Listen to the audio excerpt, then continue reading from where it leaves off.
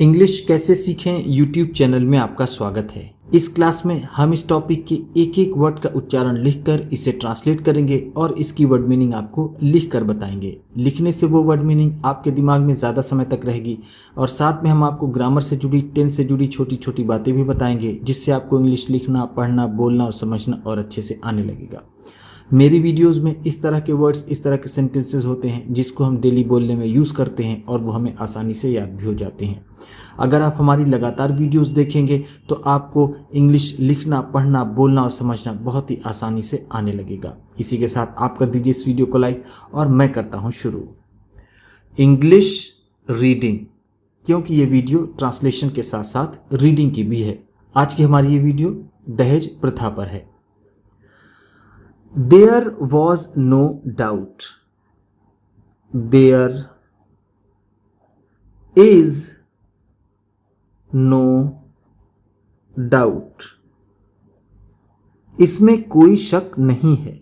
Doubt का मतलब है शक, नो नहीं, इज है। दैट कि, दैट का मतलब है कि the custom of dowry, the custom of dowry, दहेज का रीति रिवाज। कस्टम का मतलब होता है रीति रिवाज, रीति रिवाज। डावरी का मतलब दहेज। इज हार्टलेस, इज हार्टलेस, निर्दयी है। हार्टलेस का मतलब होगा निर्दयी, जिसे हम क्रूल भी कहते हैं। The system has to go, the system, ये प्रथा, सिस्टम का मतलब ऐसे होता है पद्धति, लेकिन हम इसे यहां पर प्रथा कहेंगे। हैज टू गो, इसे जाना है, यानी इसे खत्म होना है। गो का मतलब यहां पर होगा एंड, एंड का मतलब होता है अंत। इसका अंत होना है, यानी इसका अंत होना चाहिए। Marriage must cease, marriage must cease, विवाह बंद होना चाहिए। मैरिज का मतलब है विवाह या फिर शादी। सीज का मतलब होता है बंद होना या फिर बंद करना। मस्ट है तो बंद होनी चाहिए। To be a matter of arrangement, to be a matter of arrangement, एक व्यवस्था के तौर पर। To be a matter of arrangement का मतलब है एक व्यवस्था के तौर पर। मेड बाई पेरेंट्स, जो माता पिता द्वारा बनाई गई है। मेड बनाई गई है, बनाई गई है। बाई पेरेंट्स माता पिता द्वारा, माता पिता द्वारा। फॉर मनी, फॉर मनी, पैसे के लिए। मनी का मतलब है पैसा, फॉर का मतलब के लिए।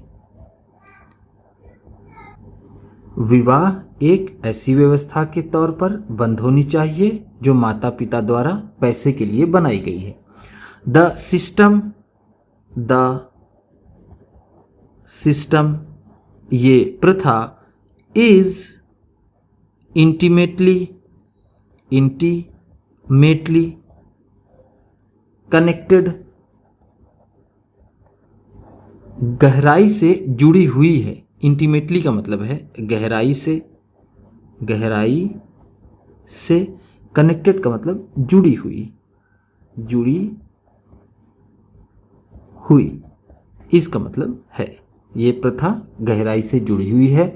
विथ कास्ट, विथ कास्ट, जाति से। विथ का मतलब है से, कास्ट का मतलब जाति। So long as so long as, जब तक, सो लॉन्ग एज का मतलब है जब तक, जब तक।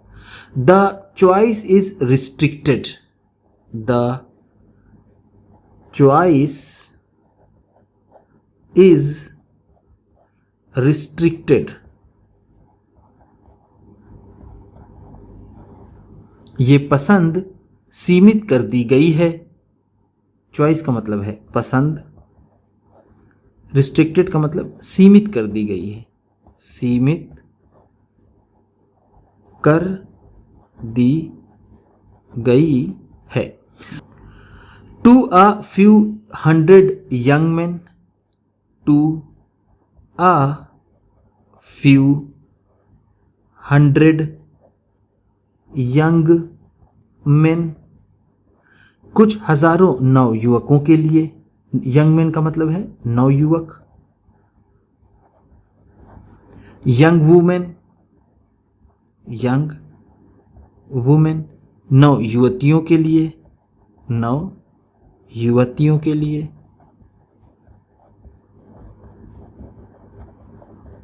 और या a particular caste, a particular caste, या फिर किसी विशेष जाति के लिए। पर्टिकुलर का मतलब है विशेष, कास्ट का मतलब जैसे मैंने आपको ऊपर बताया जाति।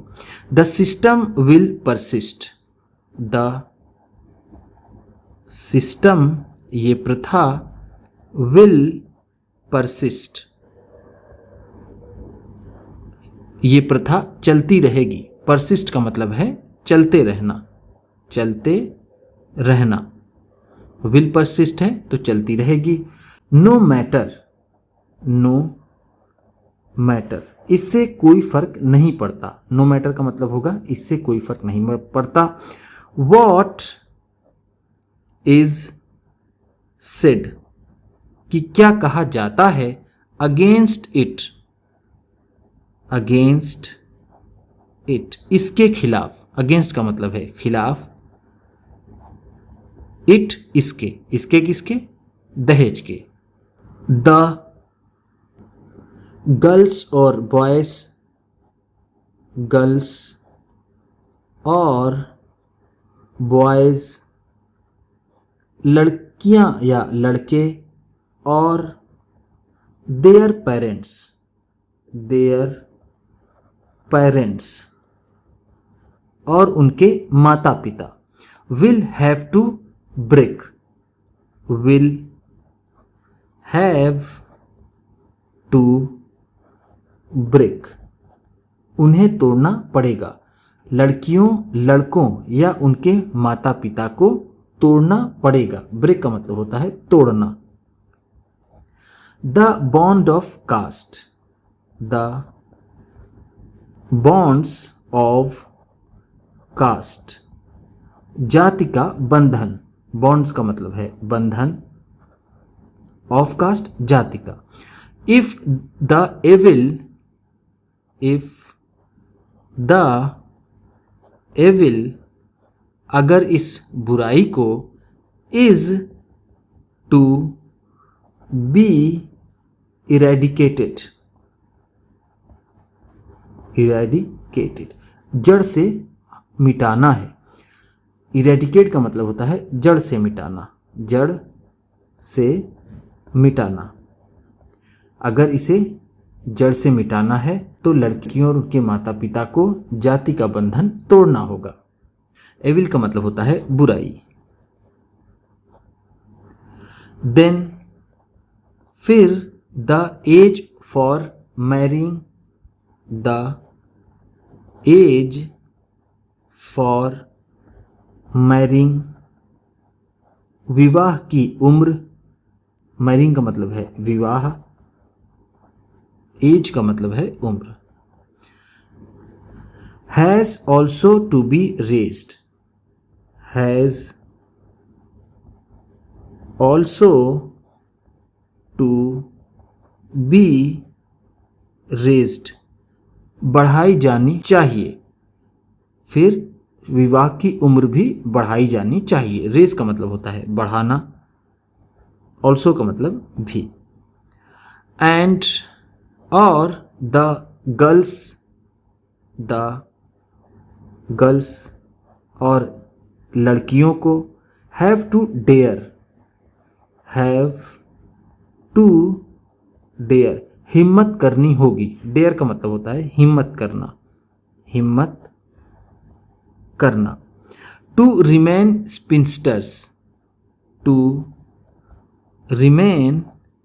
स्पिंस्टर अविवाहित रहने की। रिमेन का मतलब होता है रहना और स्पिंस्टर्स का मतलब है अविवाहित। लड़कियों के विवाह न करने को स्पिंस्टर्स कहते हैं और लड़कों के विवाह न करने को बैचलर कहते हैं। तो लड़कियों को भी हिम्मत दिखानी होगी कि वो अविवाहित रह सकें। इफ नीड बी अगर ज़रूरत पड़े तो। इफ नीड बी का मतलब है अगर ज़रूरत पड़े तो। If they do not get a suitable match. If अगर दे डू नॉट गेट अगर उन्हें नहीं मिलता है अ सुटेबल मैच योग्य जोड़ा। सुटेबल का मतलब है योग्य, मैच का मतलब यहाँ पर होगा जोड़ा या फिर हम कह सकते हैं वर। अगर उन्हें कोई योग्य वर नहीं मिलता है तो उन्हें अविवाहित रहने की भी हिम्मत करनी चाहिए। अनफॉर्चुनेटली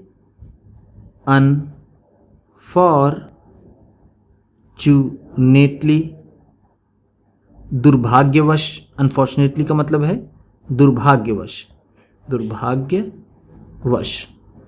द एजुकेशन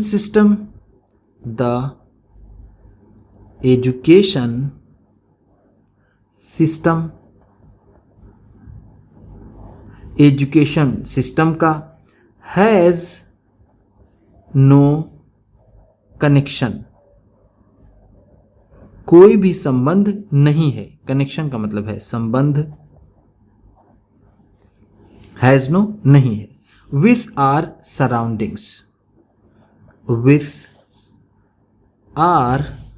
सराउंडिंग्स हमारे वातावरण से। सराउंडिंग का मतलब वातावरण या फिर आसपास का माहौल। विच का मतलब है जो। देयरफॉर इसलिए remain practically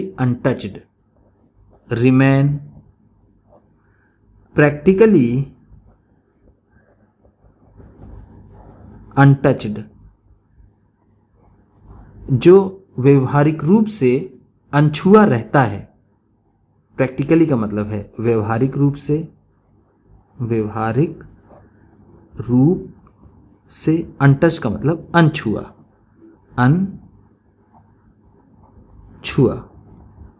by the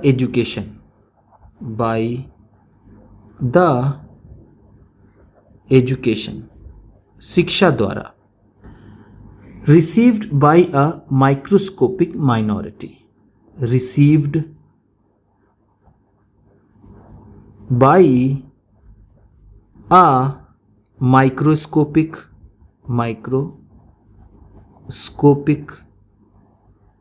minority बहुत कम लोगों द्वारा ली जाती है या फिर बहुत कम लोगों को मिलता है। रिसीव का मतलब होता है मिलना या फिर पाना। माइक्रोस्कोपिक माइनॉरिटी का मतलब है बहुत कम लोगों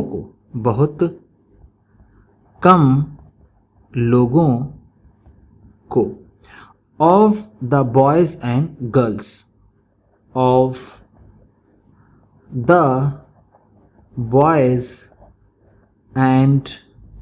गर्ल्स लड़के और लड़कियों को। ऑफ दिस कंट्री इस देश के बहुत से कम लड़के और लड़कियों को जो शिक्षा मिलती है वो शिक्षा व्यवहारिक रूप से अनछुई है, हमारे वातावरण से। उस शिक्षा का कोई भी संबंध हमारी वर्तमान शिक्षा पद्धति से नहीं है। इसका मतलब ये हुआ। देयरफॉर इसलिए, देयरफॉर का मतलब है इसलिए। It is clear that, it is clear that ये साफ है कि दिस एविल, ये बुराई, एविल का मतलब है बुराई, दिस का मतलब ये, and many others, and many others और बहुत सी दूसरी बुराइयां, एंड मेनी अदर्स का मतलब है और बहुत सी दूसरी बुराइयां, can only B tackled, can only B tackled, उसका हल किया जा सकता है। टैकल का मतलब ऐसे होगा हल करना या फिर उसको सुलझाना। If there is education, if there is education, अगर शिक्षा है, that responds to the rapidly changing conditions, that responds जो प्रतिक्रिया देती है या फिर जवाब देती है, to the rapidly changing conditions, तेजी से बदलती हुई परिस्थितियों के, ऑफ द कंट्री, देश के तेजी से बदलती हुई परिस्थितियों को जो शिक्षा प्रतिक्रिया देती है, उससे इस बुराई के साथ दूसरी बुराइयों को भी हल किया जा सकता है, दूर किया जा सकता है। कंडीशंस का मतलब होगा परिस्थितियां, कंट्री का मतलब देश, रैपिडली का मतलब होगा तेजी से, तेजी से, चेंजिंग का मतलब बदलते हुए, बदलते हुए। उम्मीद करता हूं कि इस क्लास में बताई गई वर्ड मीनिंग्स आपको अच्छी लगी होंगी। सबसे अच्छा वर्ड कौन सा लगा इसे कमेंट बॉक्स में ज़रूर बताइएगा। इसी तरह की वीडियोस के साथ साथ ढेर सारी रीडिंग की, ट्रांसलेशन की और बहुत सी इंग्लिश सीखने वाली वीडियोस पाने के लिए चैनल को सब्सक्राइब कीजिए और ये वीडियो किसी न किसी अपने एक दोस्त को, मित्र को, परिवार वाले को शेयर भी ज़रूर कर दीजिएगा। तो चलिए मिलते हैं फिर अगली वीडियो में।